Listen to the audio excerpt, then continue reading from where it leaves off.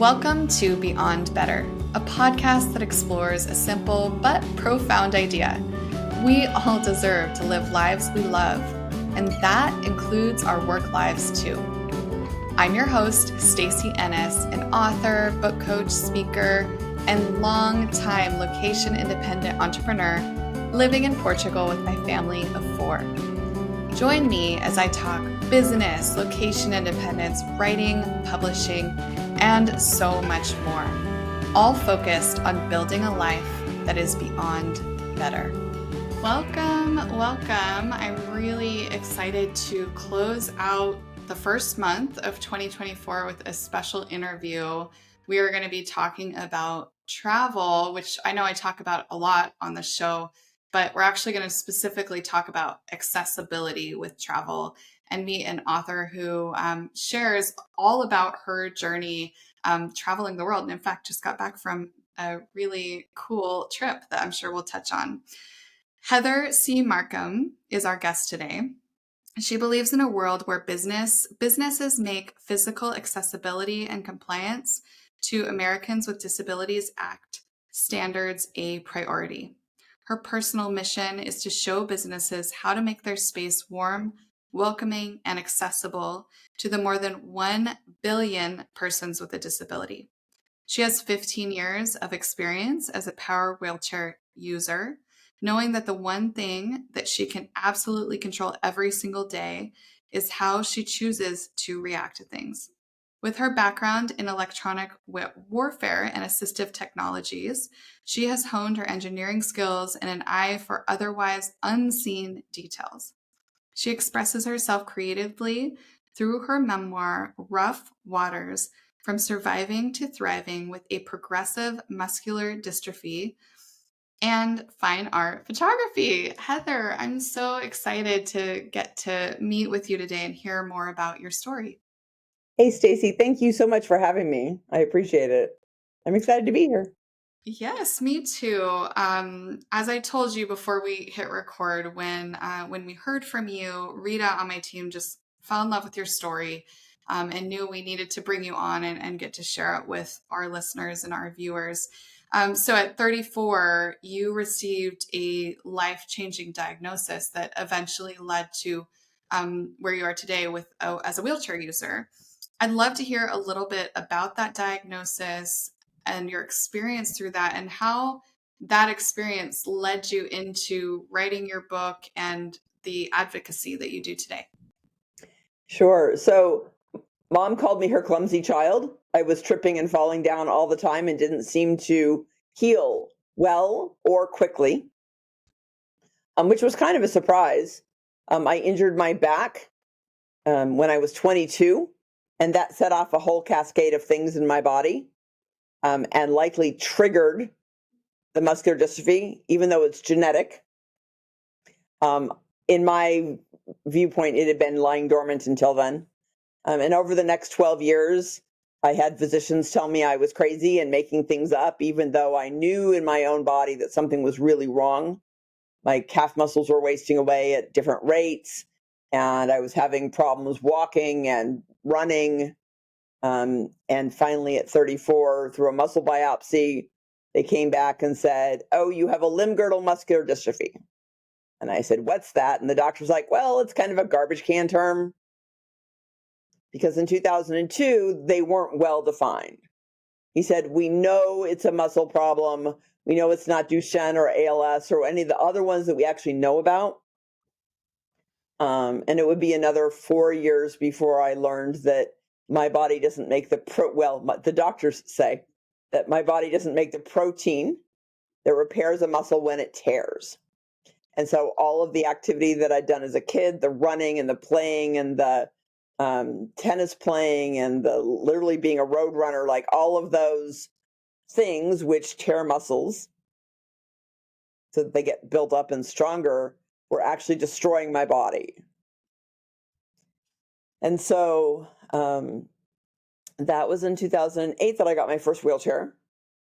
So it wasn't until after I was 40. I struggled and I really insisted on staying walking as long as I could. I went through a cane and a whole bunch of other equipment before then. I mean, I just really fought because walking is the standard, right? It's a benchmark. It's a medical benchmark for how children are developing. And so we're all programmed to think that walking is the only thing you should be doing. And so at 40, I finally caved in and got my first wheelchair. But I was also moving to Pittsburgh, and I couldn't walk Pittsburgh with just a walker. I wasn't strong enough. And so had I actually given in to a wheelchair and understood that it wasn't defeat, but it was actually a smart choice to save my energy, I would have done it earlier. I'm now 56 and have lost a lot of use of my shoulders.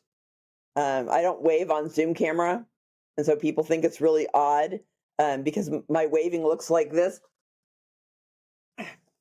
So it's just weird and odd, and so my face has gotten really, really animated where I used to talk with my hands a lot. So, and you'll see little movements, and I just kind of pretend I'm having a dance party all the time. It works for me, so. I love Yeah. your energy, Heather. And I want to continue with the question of like, how did you pivot that into the work you do today? But I want to also piggyback before we get too far on not being believed in the medical system. And I think as a female in general, this is an experience that we have on a regular basis. I actually just a few weeks ago had a confrontation with a doctor when I, was insisting that, something like there was something that I knew that my child needed. And he literally multiple times over and over said, "Are you a doctor?" Like to belittle me and put me in my place. And that is not, I mean, no, that was the most aggressive experience that I've had with the doctor, but I've had many experiences over the years with my children where they want to like assert themselves as though you couldn't possibly know more than me. And that's such a disempowering feeling. I'm sure that that experience alone, now we add on, moving into the wheelchair and really learning that that's actually energy preservation. All of those experiences combined, I'm sure that you went through so much just growth and development and like learning to empower yourself when the system wanted to disempower you. Talk to me a little bit about that and then how that pivoted into now you're an author and an advocate. How did that journey unfold? So what I firmly believe is that I am the person who knows my body the best. You are the person who knows your body the best. As the mother of your children, if they're not yet able to articulate what's going on with them, you can see changes in them and you know them better than any physician who will spend 15 minutes, if you're lucky, with them, once every 6 months or whatever. So I really feel that it's important to, stand your ground, and say, and I would say to them, your medical training, just because, we're hearing hoofbeats and you're not seeing horses. Okay. But it turns out that I'm a pink polka dotted purple striped zebra with green ear tufts. But there are still hoofbeats, people. So, and my back injury pain was actually, went on is because I was struggling to stand upright because my stomach muscles were getting weak from the muscular dystrophy, not just because my stomach muscles were weak. And so learning how to stand up for yourself, learning how to advocate for yourself, just naturally led into a journey of advocating for others. And I have to tell you that I never thought I would write a book that said how it feels to have a muscular dystrophy. That wasn't the first book I wrote. I actually wrote stories about what was going on in my life, like my cats bringing in a mouse and, weird, silly things that weren't critical to my story. They were just pleasant stories. But it was really, I was pushed by my developmental editor who said, this is okay, but this isn't a book that anyone's really going to be, engaged in, invested in. And so you need to dig deep and cut the junk out of here and really find out how to tell us what you were thinking and feeling. And so there were a lot of things that had to happen in there, including me having to talk to the guy that I dated that I wrote about in the book and ask him after a span of 8 years, because that's how long it had been since I'd talked to him, and say, is it okay if I write about us? And he went from 4 sentences to 2 chapters. And so um, there was a lot of stuff that had to happen in there. But it was an interesting process to write this memoir, a lot of therapy, doing it, a lot of pain and stuff. And at the same time, I was actually going through trauma therapy. I met a business life coach, and she said, when you let yourself be seen, it'll be a beautiful thing. But I think you should go through trauma therapy so that you can do that. And I spent a year in therapy and was editing the book at the same time, which I have to tell you was probably not something I would overlap again. But the result is good. So. Yeah, I appreciate you sharing that, because I think that a lot of people don't realize that a lot of people writing books are in therapy while they're working on their books, or they have just completed therapy, or, they may find that they need some touch up therapy, during the process. There's with the work that I do and the clients that I work with, I'm sometimes asking this question: are you in a healed place or a healing place while you're writing your book? For the work I do, I like to work with people who, healed is like loosely used. We're never fully healed, but I like to work with people who have been through that process of healing. It doesn't mean that it's fully excavated or it won't come up, but I appreciate you sharing that, because especially if you're writing something that does unearth or dig up some hard things, you have to be mindful of your emotional support needs. Um, which actually brings me to a question. It was like a perfect little pivot there. On the people that you surround yourself with, and your team, you call it your team. Yeah. You said that it's really important to find that team and have people that support you in times of change and adversity, but also to challenge you to do more. Can you talk a little bit about how this team has showed up in your life? Like, how has that been a part of your journey and your story, and um, showing up fully as you do today, being seen like you are today? Sure. So the idea of team for me really originated in two places and stories that I tell in the book. One of them is as an adaptive surfer, because I'm a competitive adaptive surfer, which means that I lay down my type of surfing means I lay down when I surf, and I don't paddle into waves. I have an actual team of people who push and catch. And when I fall off the board, they throw me back on the board.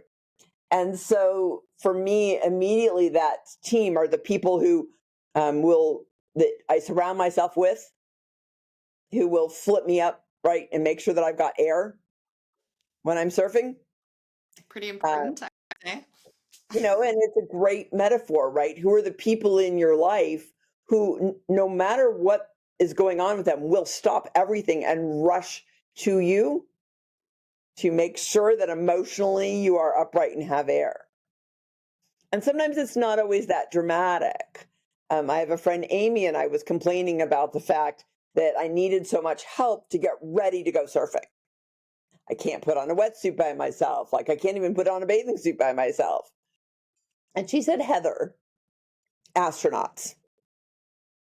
Now I said, dehydrated ice cream? I mean, what are we talking about here? And she said, are they the most physically capable people on the planet? And I said, oh, undoubtedly that they are. And she said, even they don't get dressed for a mission by themselves. Every day, right now, Heather, for you, every day is a mission. So if you need help getting dressed every day, That's okay. You're just an astronaut. Your friend is a freaking genius. That is an Isn't she amazing though? quote. Yeah, I will tell her that you said so. I know she's a freaking genius because we were on the boardwalk in New Jersey and went into an ice cream shop, and she only got a waffle cone covered in chocolate and Jimmy's. And I said, "Where's the ice cream?" She's like, "But we only get ice cream cones so we can eat the cones. Why just not skip the ice cream altogether when all I want is the cone?" So yeah, Amy is a freaking genius, and That's awesome. I love yeah. that. So um, and people come and go from your teams, right? And it's okay to let them go. Like you can tell who your inner circle is, and people come and go from your inner circle. And um, I had someone in my life who had been in my inner circle, and she eventually said to me, your disability is inconvenient to me. I was like, oh, I'm so sorry that my disability is inconvenient to you because I'm having a party over here. Um, and so I realized, and what I needed to do is I needed to move her out of that inner circle. And she did that. And I honored her move, her choice, and I let her go because it's important to let those people move out of your inner circle because trying to keep them there isn't going to be any helpful to you or to them. It honors my boundaries by letting her go. And then I'm not fighting, and it honors her boundaries by letting her go. And so you can tell who's in your inner circle and who's in your close in team and who's not. I have a picture that I routinely share when I'm publicly speaking, that's of an adaptive surfer on a wave, and he looks all by himself. And I said, life might feel like this, but it's really. And then I just go to the next picture, and but it's really like this. And there are multiple people on that wave. There are guys on jet skis who are the water safety people. There are other people nearby, but watching. You can tell the layers of your team. You're not alone on this journey. And then there are people way out in the background. I'm like, and those people, they're not your team.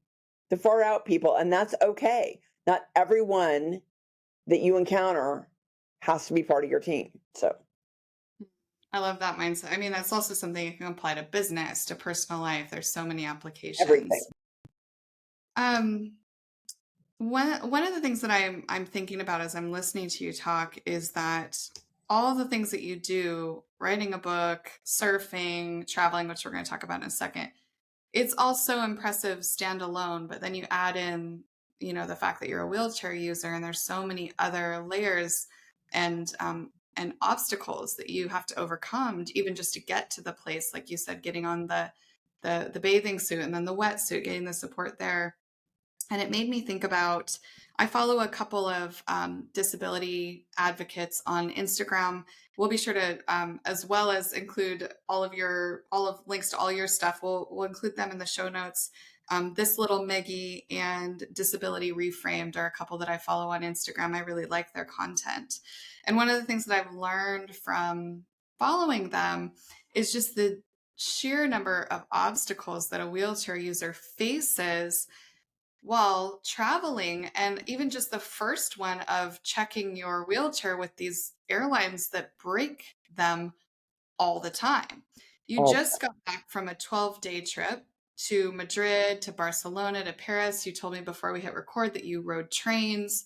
Can you, some people listening maybe have never thought about this before. Can you sure. share a little bit about what are some of those things that you have to consider when you go into these epic adventures around the world? Sure. So I know up front that I'm going to pack heavy. So the traveling, my wheelchair doesn't count as baggage. The suitcase that's going to go overweight because it's carrying other medical equipment doesn't count against my baggage allowance. And it doesn't matter that it's heavy because it's medical equipment.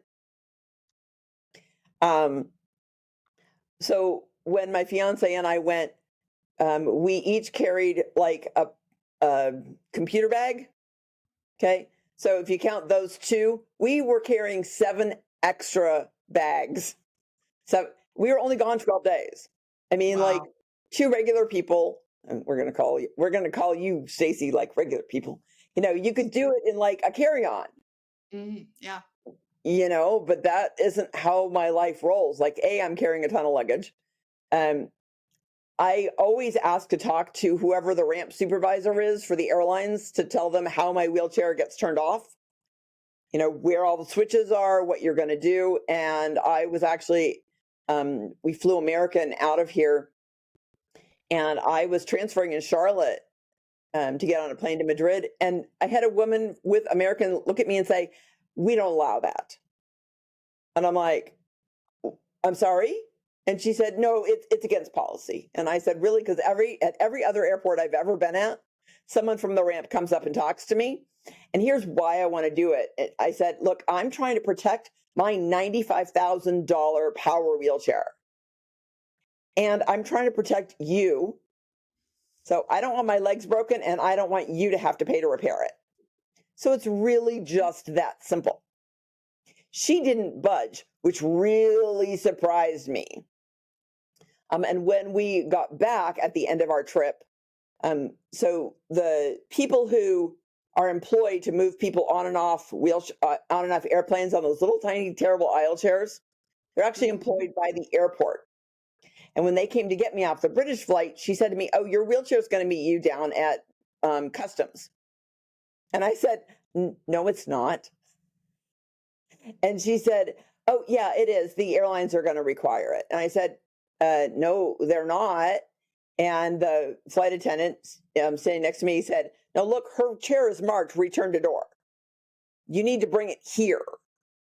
And it's because the ground crew couldn't figure out how to get my wheelchair out of the cargo box that they had loaded it into. Now, the Air Carrier Access Act says that I am entitled to have my wheelchair brought to the aircraft door. It was an hour between the time that we landed and the time that I actually was put back on my power chair. And I spent most of that time on one of those little terrible aisle chairs. Now, they tried to say, "Wouldn't you be more comfortable, like, if we moved you off that into this other thing and we'll take you up in the terminal where it's nice and warm?" And I was like, "No, what would make me comfortable is to not be picked up more than necessary, because I have to be picked up. And every time I'm lifted, there's an injury that I'm going to get hurt. There's a chance that I'm going to get really injured." And I said, "No, I'm not at all interested in being moved more than necessary, and I will sit here and wait." Okay. And someone's like, "You're making their flight late." I said, "No, they're making their next flight late. This is an airline controlled situation, but I need to control my own physicality."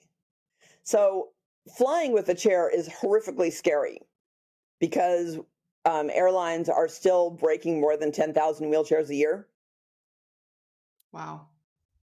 more than 10,000 a year. That's a massive number. It's Absolutely insane. it's a massive number. They're really proud of the fact that it's less than 2%. I'm sorry. That's still a lot of wheelchairs to be breaking. Um, so it's a matter of being able to communicate clearly. This is where we turn things off. And my fiance, they would I would get loaded on the airplane, and then my fiance would be off out of my sight talking to people about my wheelchair. So if I were traveling independently, I have no idea how all of that would get handled. But it's always scary. I mean, I often sit on the airplanes and cry. Um, Initially, just because I'm so worried about my chair. Like, did it get loaded? Someone will come and give me a thumbs up. Yes, it got loaded safely. Okay, good. So now I'm just going to hope that when I get to my next location, it's still intact the way that I handed it off. Um, It's your mobility. I mean, I think that's the thing that people, it's an extension of your body.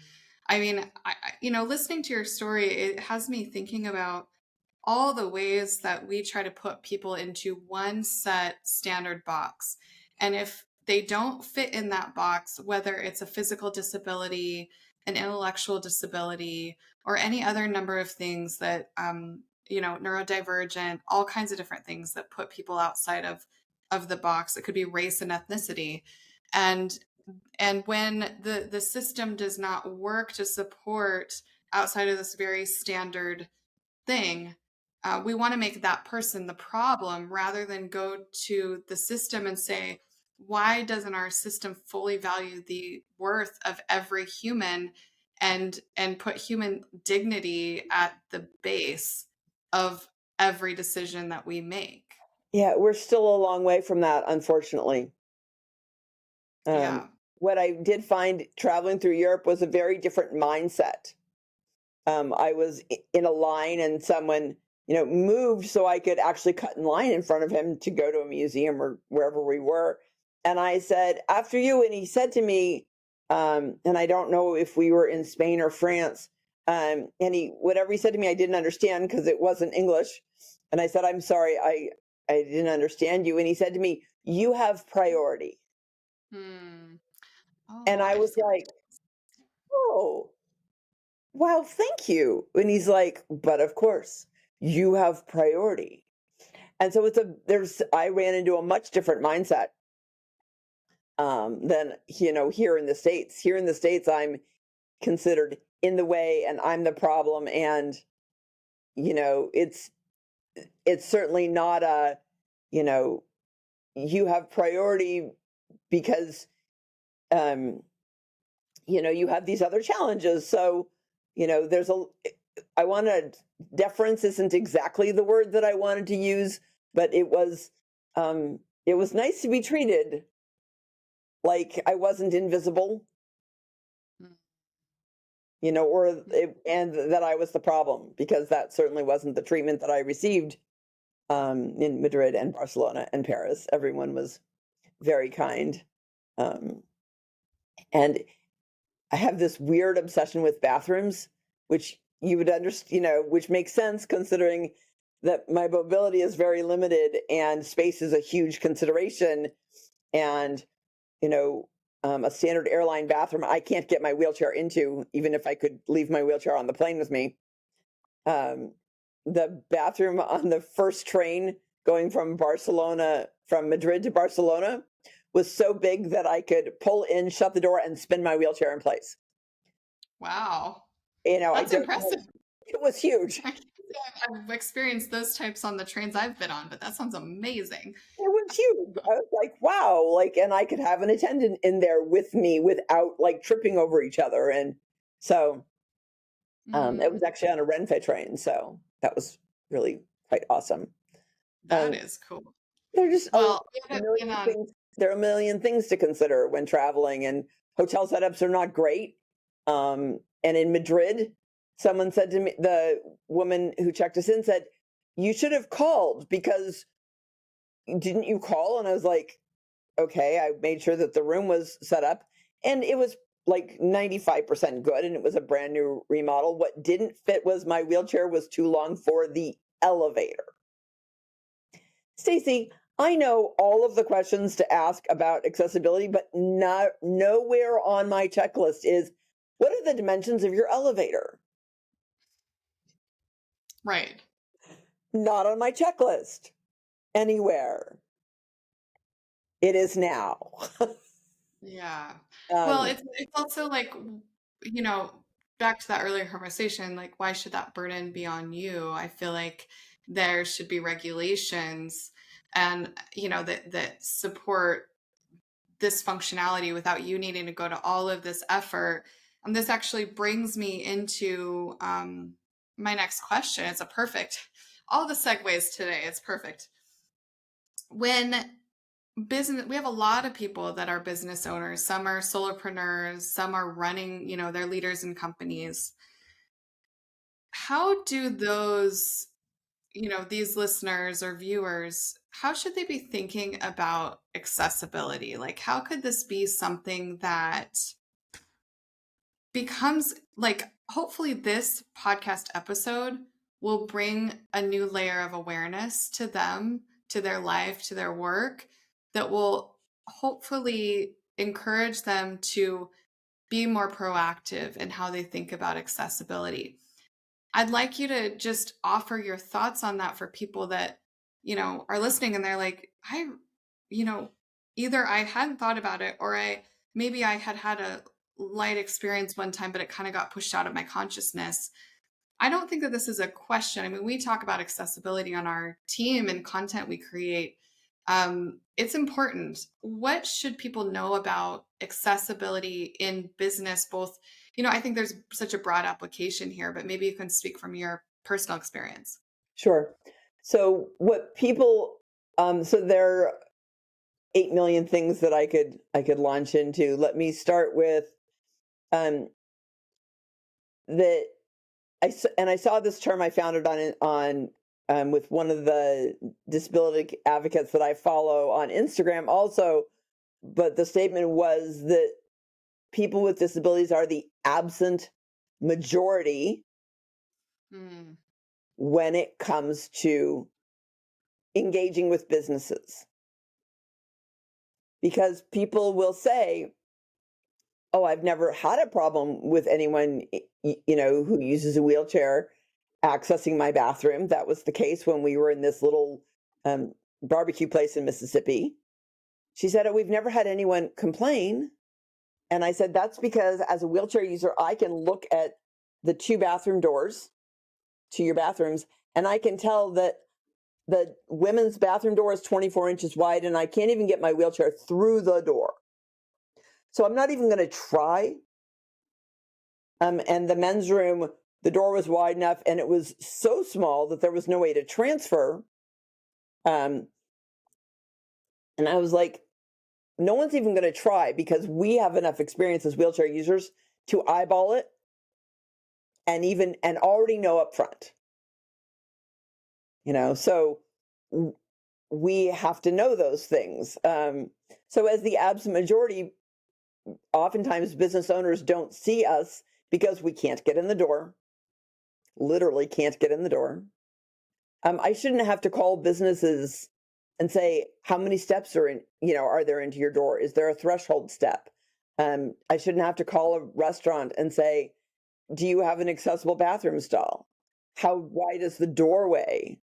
I just Googled on the internet like 5 hotel tips for wheelchair travelers, and Chat GPT literally came back with every answer said, call the hotel. Um, One of the challenges with hotels is that the people on the desk aren't trained between knowing the difference between why someone would want a roll-in shower versus why they would want a bathtub. And I want a roll-in shower because it always gives me more turning radius. And I have difficulty transferring around a bathtub.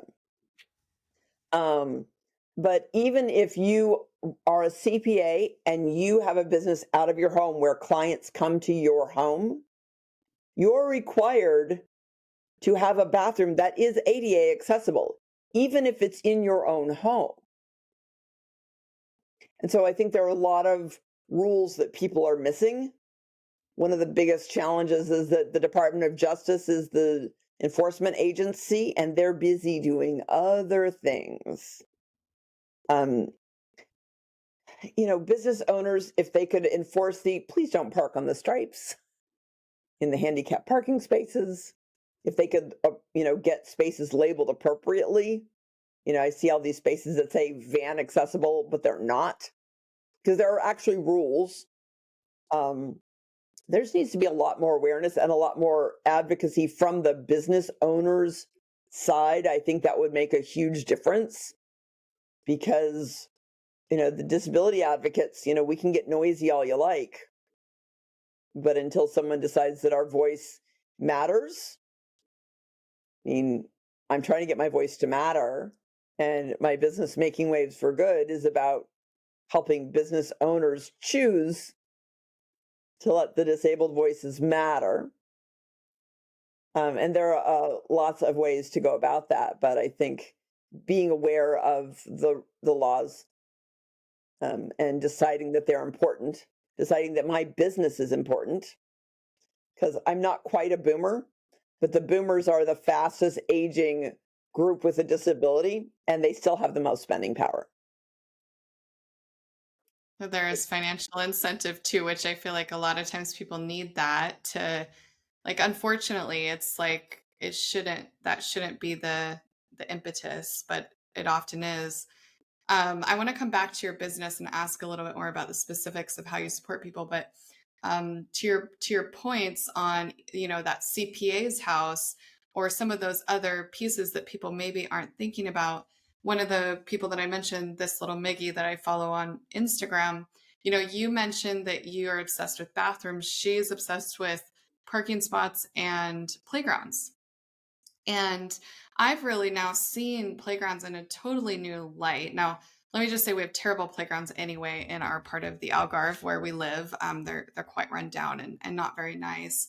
But it was interesting because she posted a picture of what she said was the worst playground that was going to come down, and they're building this whole new accessible playground. And funny enough, the best playground that we have in our area looked just like her worst playground that like her kid could not play on.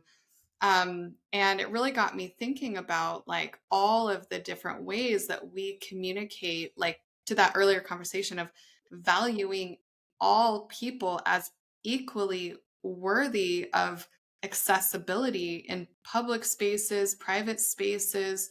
I mean, there's so many of those things. I was just even thinking about my house. We have a step into our yard, we have 3 steps into our front door. That's not accessible. I had not thought about that until just this conversation. So, those types of things, Heather, I just feel like hopefully somebody here now is going, oh, and that? Oh, yeah, and that. So, when you work with business owners through your Hmm. business, can you talk me through maybe there's a specific story you could tell us, or maybe you could talk to us through kind of your approach and how you support businesses in becoming more accessible? Sure. So I can do a video walkthrough of a space. I am very used to seeing things.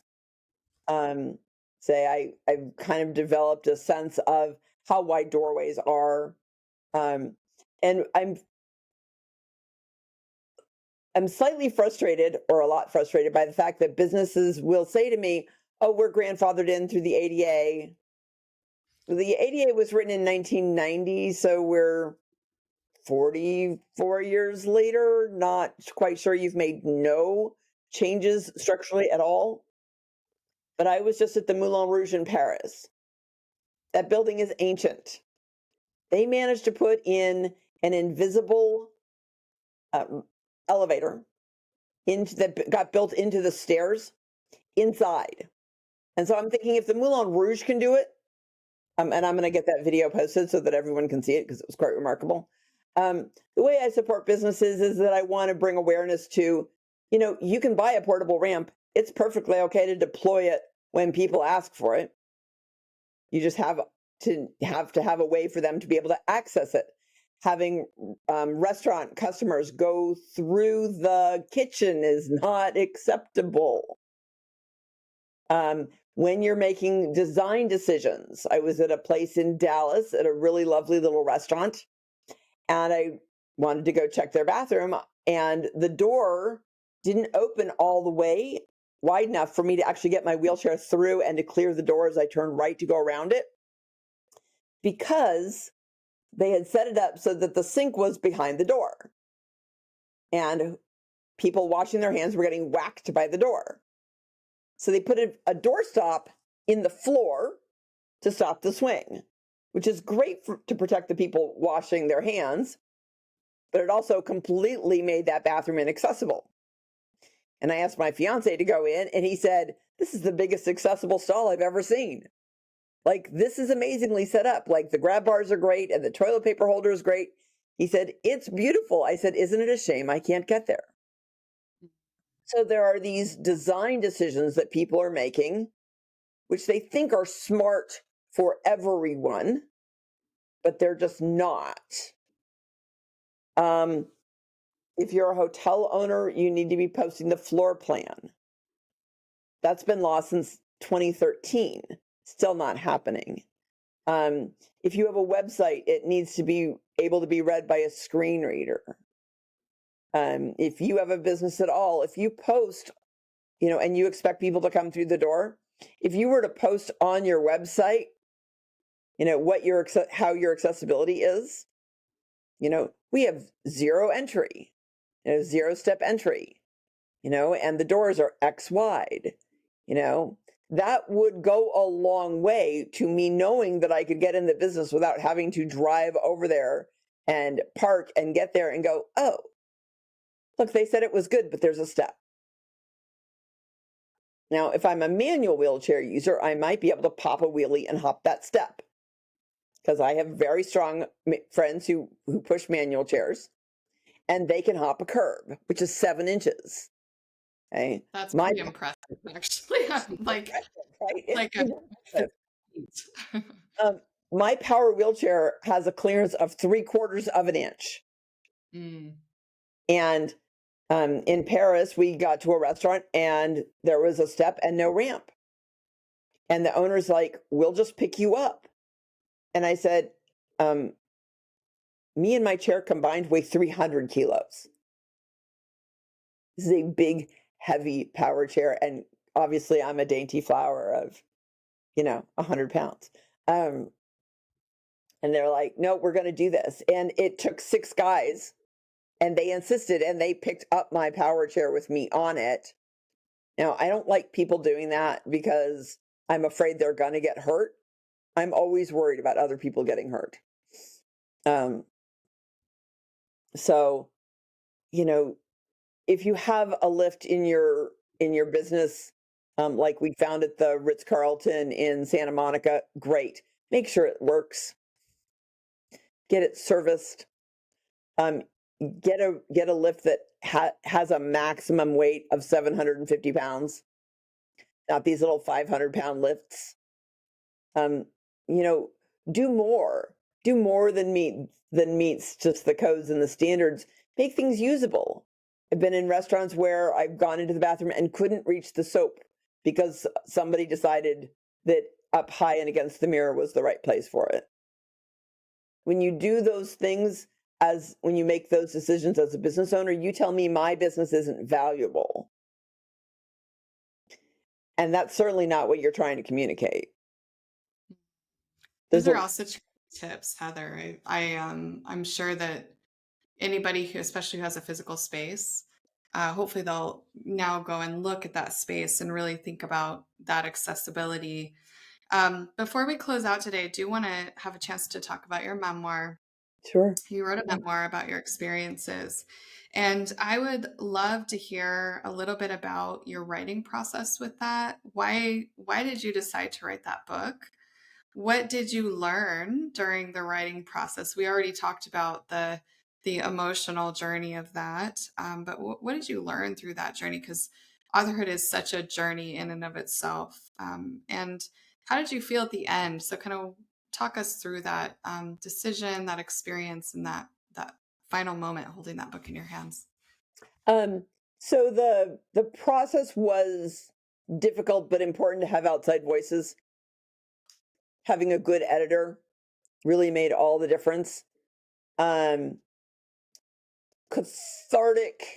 The book was cathartic as a memoir, but it was also emotionally challenging.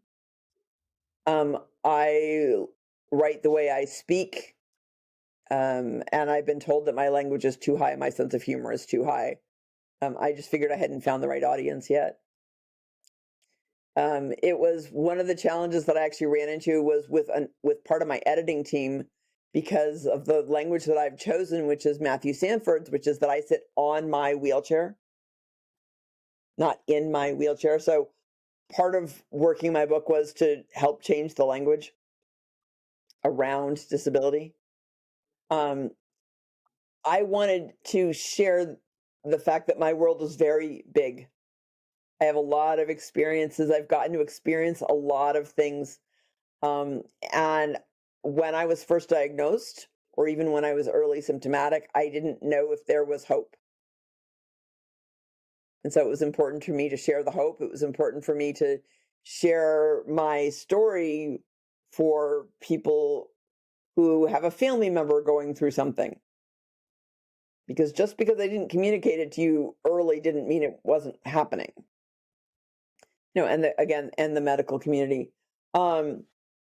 when I finished, sent off the final draft before it ever went to press, my first thought was, oh my God, I cannot believe I told all those stories. I think I'm going to puke everywhere.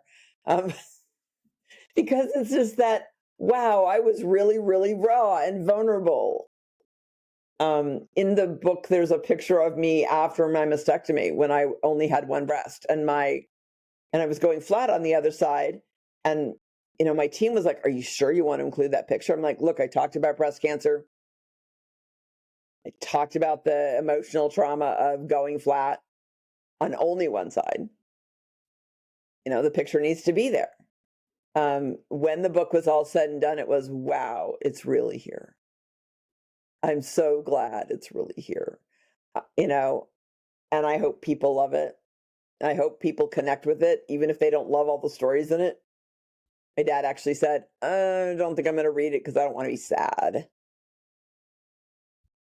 And there are some sad parts, and I understand that. I mean, there's stuff in that book he didn't necessarily know about because he's my dad.